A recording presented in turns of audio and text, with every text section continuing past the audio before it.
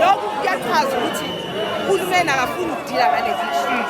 600 million ngabe uyithathile wayisebenzisela kuma-border gate, ukusecure ama-border gate because yiyo inkinga enkulu esinazo. Instead uthathe 600 million yokusebenza against ama-citizens. Siyakhala sama-citizens wale country, sikhaliswa indaba yama-foreign.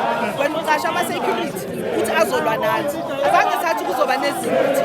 I-budget seyiphungaphi-ke manje, abantu abasebenzi, abantu balala bangadlile. Kunabantu bamabhizinisi njengoba besilapha e-UBC, laba bantu badinga imali, badinga i-finance ukuthi bacala amabhizinisi wabo, kodwa uhulumeni unemali yokuwasta nje angazuyenzani. Le i-corruption, ANC i-corruption yodwa yamathenda lawo, ama-private security wabona lapho, imali ephumile, imali yethu ye-tax.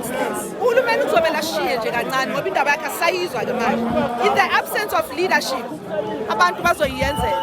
Yikubona kunje namhlanje. I'm not condoning violence, but ngithi makungena leader abantu bazozenza into abayifuna, and ila sesikhona manje ukuthi abantu bakhathele kuthiwa nje abantu mabahambe. Sesiphetha uthini ngabantu ababhadisa abantu bofika emzini yabo abangane amaphepha ababavulise itolo babafihle, uthini ngalabo bantu kuzoqhubeka nokwenzakalani ngabo? Yiko ngithi manje indaba yokumatsha ingakime nje kancane, songena house to house manje. Uma uqashisa i-foreigner sodila nawe wena ma-stand, because when we criminal nawe self, uma uqashisa umuntu ongena document futhi you commit crime now, so sodila nawe. Abantu baseSoweto nabantu base-South Africa abangene house to house bayenze sure ukuthi badila nabo ma-stand bakhipha ama-foreign endlini zabo. Siyabonga kakhulu. Siyabonga.